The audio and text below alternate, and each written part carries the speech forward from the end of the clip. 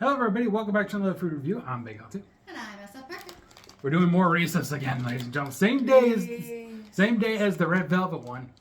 But we're doing sugar cookie big cup. This is actually, I think, a winter time thing because this was around the Christmas candy in Walmart. Yeah, and one of the significant differences between this and the one we did previously, you'll have to go watch it if you want to know. It'll be available by this point. This one specifically says it has sugar cookie bites in it. So rather than the chocolate being a different flavor, I can smell that. Yeah, rather than the chocolate being a different flavor, it's actually the peanut butter that's got sugar cookie pieces in it. So, what does it smell like, dude? I thought I was smelling sugar cookie. Whoa, you're right. I got two wrappings on this one. Lucky. I can smell the sugar cookie through the chocolate. I know, right? Now, these are big cups. Yep. So, I'm probably just going to have the one. Was there a version or an option to get them as regular with the little 2-packs? No, this was the only one I saw. So it was just a big cup version. Yeah. Big cups, I think, are just one single thing anyway. Because it's basically the equivalent of having two. No, yeah, that's what I mean. But like just a classic pack. Oh, you mean a classic with... With the sugar cookie variant. No, I think it was It must be because the peanut butter has the sugar cookie bites in it. It has to be a big cup. Yeah. Because big cups have for peanut butter. Yeah. Plus, this is kind of the equivalent of having two regular size Reese's peanut butter cups. So I'm probably just going to have the one for now. All right, bottoms up. I got crunch. Crunchy. But not bad. Not like an intrusive crunch. You know what? Sadly, I can only handle one bite right now because my stomach's... I've been eating a lot of Reese's, okay? And my stomach's telling me, ooh, back up. You know, you want to back away from them for a while. But I wanted to do the food review, so I got them done.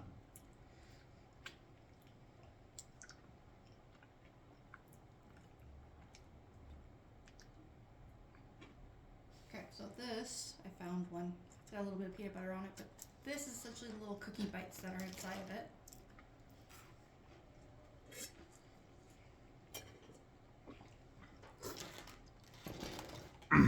Interestingly enough, the cookie bites on their own taste really bad.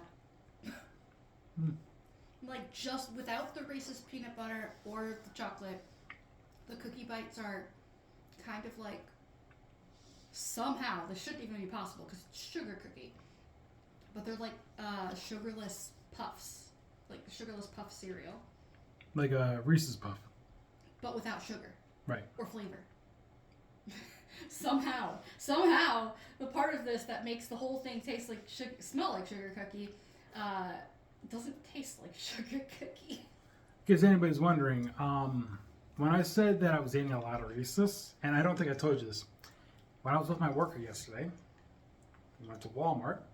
Christmas candy was on sale. Obviously caught my eye. What did I do? I buy 8 little tiny packets of Reese's peanut butter cups in the shape of the trees and ate them all in one sitting, and now I'm getting a stomachache. So that's why I'm kind of backing away from this one for now, because it's just so much to take in at once. I will say, I've gotten a little bit of sugar cookie crunch in almost every bite I've taken. So they're pretty evenly distributed in the peanut butter. Okay. And there's plenty of them in there. It's not like they put 2 in there and called it a day.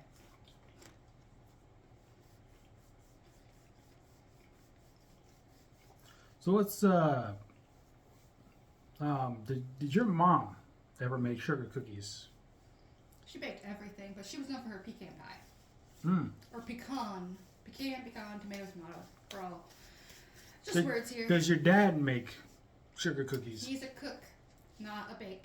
Oh. Sorry, you could call him a cooker, and that didn't make sense. But no, he cooks, but he's not a baker. He could bake if he wanted to. He's a chef, not a baker. Yeah, there you go. Chefs cook, bakers bake. I think the biggest difference between the two is baking requires far more precision in the sense that you can't play around as much because a lot of it is science and chemical reactions and things like that. Whereas in cooking, you can pinch here, pinch there, tweak and twist. It's got a little bit more flexibility with creativity. I think that's really the big difference between the two. Makes sense. Well, I mean, from a very literal standpoint, that's one of the differences. Also, cooks prepare food in restaurants. Bakers bake their goods in a bakery. Bakers also bake in restaurants. Perkins. Okay, it's been a while since I've been in Perkins, so gotta be some stuff. I was thinking like a straight up bakery, you know. Like the one in Spring Valley before that closed, and I missed that place because that was the best place they got sugar cookies. You know what? That's actually a good point. Not all restaurants are going to have an in-house baker. Yep. Some of their desserts will not necessarily require a baker, or they'll be pre-bought from like a local baker that they are collaborating with. Technically speaking, here's the thing. When I look at places like Perkins or even Denny's, I call them diners, not so much restaurants. A restaurant for me personally would be something more like Cracker Barrel. We also have to think like buffets. So like we got China Star. We got Pizza Ranch. They have desserts there. Pizza Ranch has desserts. I would say the significant difference is like in a restaurant, you can either get cooked food or you can get cooked food and there's a dessert option. But in a bakery, you're probably never going to get cooked food. You're just going to get baked goods. So, unless you're specifically going to a bakery who's caters to like not just baked dessert goods, but also like breads. But even then, that's not really a meal. You're not going there to get yourself a Subway sandwich. You're going there to get yourself the baguette to make your Subway sandwich. Right. But anyway, nobody will know what I'm talking about here when I say this, but not even me. No, you will, because it's actually here in town. Oh. But just down the road from where I live technically, is a little A hole in the wall. A hole in the wall, yeah. Are you talking about Kenny's? Yes, Kenny's Old Grill. Oh God, if you're ever in the Midwest, you have to go to Kenny's. Mainly Austin, Minnesota. That's the only place I know that has a Kenny's Old Grill. I think it's the only one. It's the most popular restaurant in town for the locals. And it actually doesn't easily pop up. It's one of them. It doesn't easily pop up on maps, but it's what we all recommend. There's technically two places here in this town that actually is a really good place to get a bite to eat. We mentioned Kenny's Old Grill. The other one's also just a couple of blocks away from me, and that is Tender Maid. Oh, but that's only summer. So Kenny's Open Grill is a little more expensive, but the portion sizes match the price, regardless of what meal you're getting during the day. And then Tender Maid is very much a... What's that look for? Hey, hang on. You said it was only open during the summer? It's a summertime store. It's closed right now. No, because okay. I should probably bring this up. Or spring, summer, fall. No, because here's the thing. I've never seen them open in winter. Tender Maid, I haven't. Let me talk here. There was a time, I believe Scotty came to my place one day with Groby. Actually, it was me, Scotty, and Groby. We were here at my place. We were going to watch a Royal Rumble.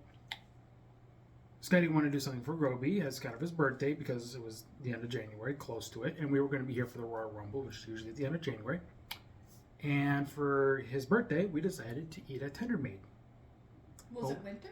Yes, because this was in January. It was the end of January. Wow, January is usually our coldest month too. And they were open.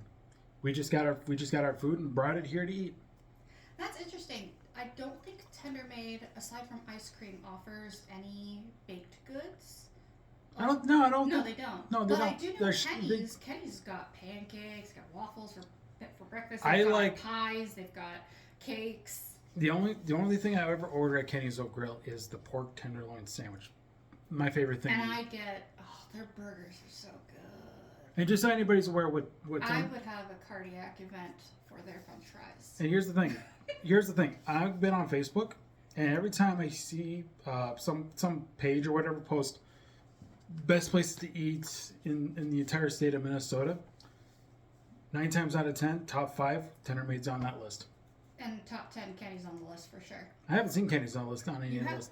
Hey, Kenny's is very hole in the wall compared to Tender Maid. Maybe once or twice. But Kenny's is literally situated between a big business and another big business, and if you are driving down the road, it's a one-way, so if you miss it, you will miss it. Okay, Tender Maid, not so much. Tender Maid's got open space around it. It's easy to see. It's classic sign. You can go both ways on the road. You're not gonna miss it. Well, the thing about Tender Maid, I was also going to bring this up too, and then we can get to our rating. Their hamburgers, loose meats with a little bit of spice. Yeah. And their shakes are really good. My favorite. I like the vanilla shake. It's just so Yeah, good. they're a ground beef burger, so they're not patties. They are ground beef. It's burgers. like sloppy Joe, but without the sloppy. sauce. Without the sauce part of it. You could just add ketchup to it. They have some like spice things or something, or some kind of seasoning they put into it. It's really good. It's very good. You used to be able to eat inside that until the pandemic, and now those chairs are filled with their stock, and now you got to eat outside or take it home. Not a bad thing though, because ever since they had you move to outside, I do see a lot of business because now families are like, oh, we can sit at a picnic table together instead of bar stool style.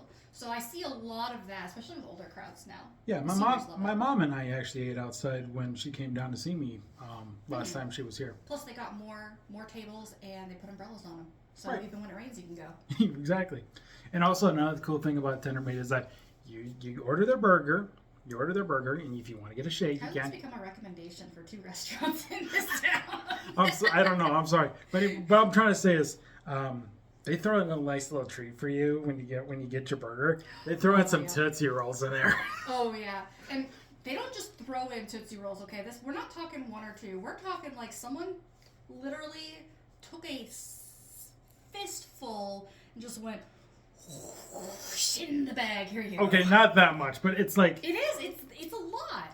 But to me personally, it feels like those little claw machines that are specialized only in candies. I think it's more equivalent to. Do you remember penny candy? You'd go in. There's a giant candy selection. You use the scoopers, and you'd fill a bag with the various candies. I feel like the size of those scoopers is like.